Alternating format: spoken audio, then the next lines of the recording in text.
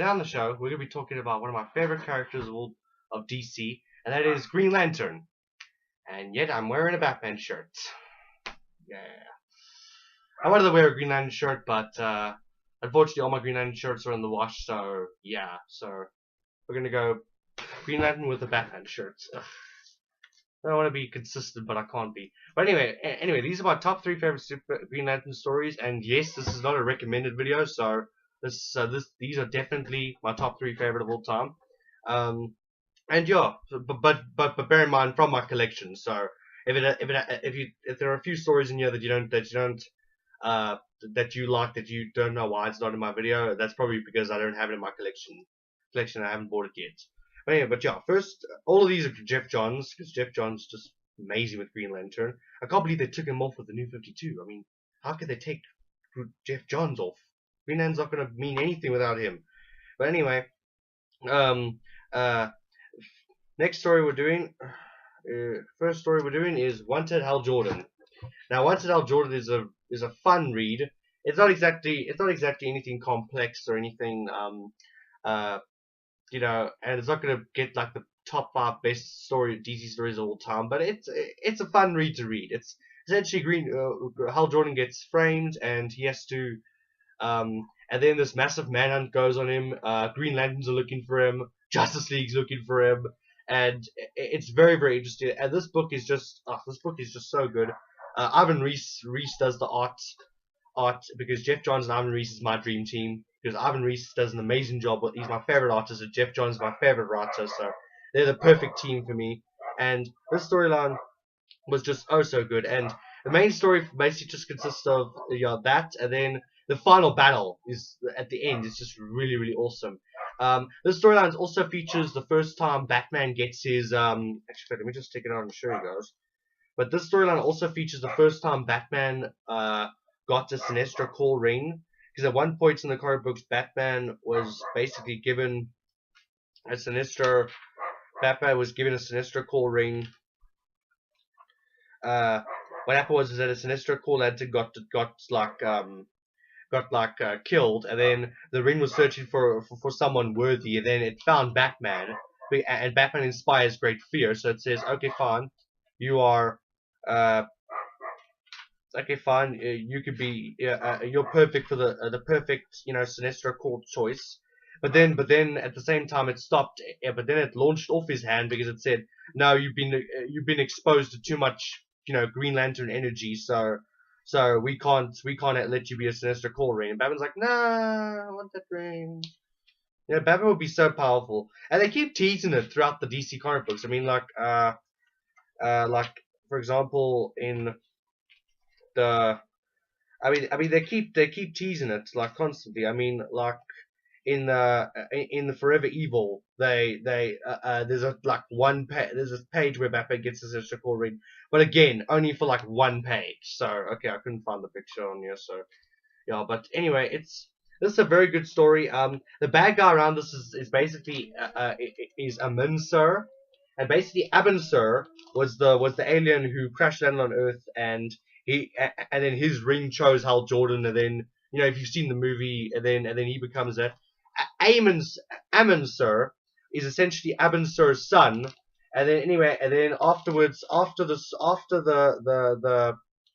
Hal Jordan gets his ring, he feels this duty to go tell the family about Abin Sur's death. So he goes and tells Amin Sur, and Amin Sur's like but why were you given the ring? Why wasn't I given the ring? Why aren't I worthy? And am I not worthy of this ring?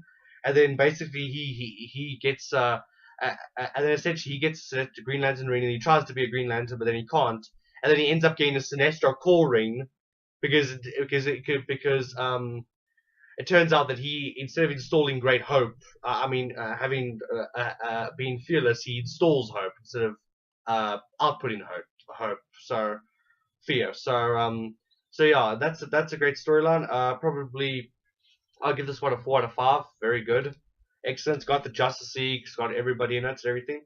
Now, a very important Green Lantern story. These two, the next 2 stories I'm going to talk about are probably the most important Green Lantern stories to collect. So you want to be a Green Lantern reader, you have to collect these. Like, must have. Next storyline I want to talk about is Green Lantern Rebirth. Now, essentially what happened was, in the 80s, there was a storyline called Green Lantern Emerald Dawn, where essentially Hal Jordan, Coast City gets blown up, and then Hal Jordan is then possessed by Parallax, and then Hal Jordan tries to recreate Coast City with his ring, but he can't because his ring doesn't have enough power. And the Guardians say that the ring can create anything, and he's going like, well, why can't I do this? So he goes crazy, and then he goes on this rampage. He starts killing off other Green Lanterns and absorbing their energy so he can become more powerful. And it was this big DC event and everything. Anyway, and then eventually Hal Jordan was stopped, but then they didn't kill him because they said, okay, no, he was possessed by Parallax. So, but he was no longer. But they took his ring away from him, and he was no longer Green Lantern. And Green Lantern Rebirth.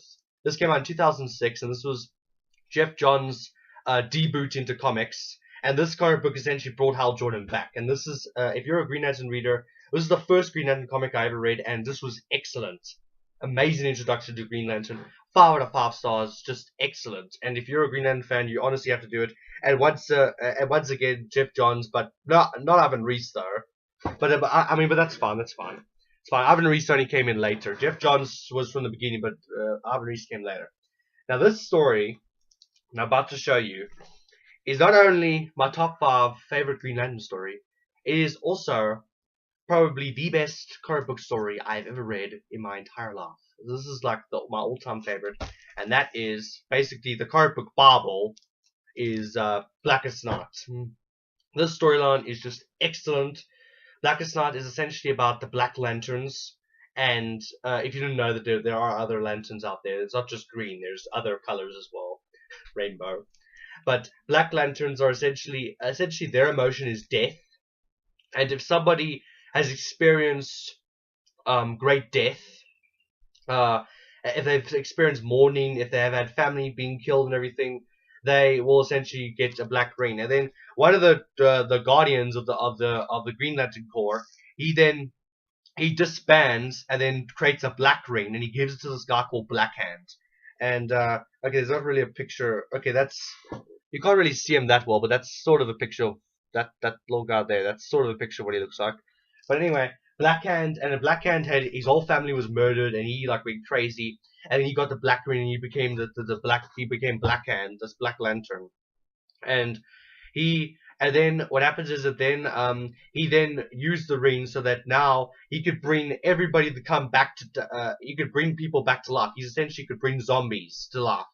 Because even people, not only people who've experienced death, people who have been actually killed can actually get a ring and come back. And then like I remember in the comic book panel, it would always go, the ring would choose someone and would go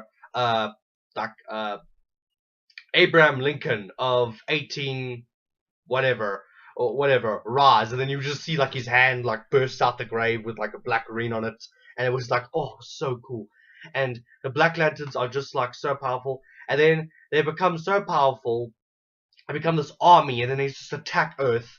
And then at first the Green Lanterns try to stop them, but they can't because they're not powerful enough. So the Green Lanterns go into space, and everyone's going like, where are these Green Lanterns going? And then so all the heroes of the DC universe like Firestorm, Superman, Wonder Woman, they're just like, okay, I guess it's up to us then. And then they start fighting these Red Lanterns, and then they're busy getting their butts kicked. And then towards the end, when this battle is just going on and on and on, but this battle is just constantly going on, the Green Lanterns come flying down, and they bring all the corps, like everybody, the Yellow Lanterns, the Orange Lanterns, the Blue Lanterns, the Red Lanterns, everybody comes, and it's just this epic, massive, just ginormous battle, and it is just such a good book. And it is such a good book. And then this is also the book when they introduce the White Lanterns, who are the most, and the White Lantern is essentially more powerful than anything. I mean, I think there's nothing. I think the only thing that could beat that could possibly beat a White Lantern is a Golden Superman. But that's it. White Lantern. I mean, even a regular Superman can't beat a White Lantern. A White Lantern is that powerful. And this storyline is just epic. It's very thick, as you can see. It's quite a thick book. So It takes quite a while to read, so you're definitely getting the bargain of your money. And this is a great book. No, that's an understatement. 10 out of 5 stars. Yes, 10 out of 5 stars for this book. Best book ever. I recommend this to anybody. Not even if you wanna read about Green Lantern comics. Just if you want to read a good comic book, read this. Okay. But the best part about this book though is that on the cover they show Green Lantern. You're like, oh, Green Lantern story and everything. But actually, this book actually focuses on a lot of other characters. It doesn't really focus. I mean, okay, Hal Jordan is in the story and it does focus on him, but it actually focuses on a lot of the other characters as well. There's like a lot of Batman stuff going in the background. There's a lot of fire stuff with fire going on with Firestorm, and there's a few things going on with Blue Beetle, and it involves everybody. So it's just you could basically say it's a DC event. It's a crisis essentially because everybody's involved in the story. There's no main characters in the story. Everybody has a purpose. Everybody is focused on. Everybody gets character development, and this is Jeff Johns' best. This is the best comic book ever, and to any comic book, they'll have to make a seriously good comic book in my mind, if they want to beat this comic book. This comic book is just actually the best comic book I've ever read. Yeah. But anyway, I've been talking way too much. So yeah. So anyway, yeah. Thanks for watching my video, guys. Please like, share, comment, and subscribe, and I'll see you guys later.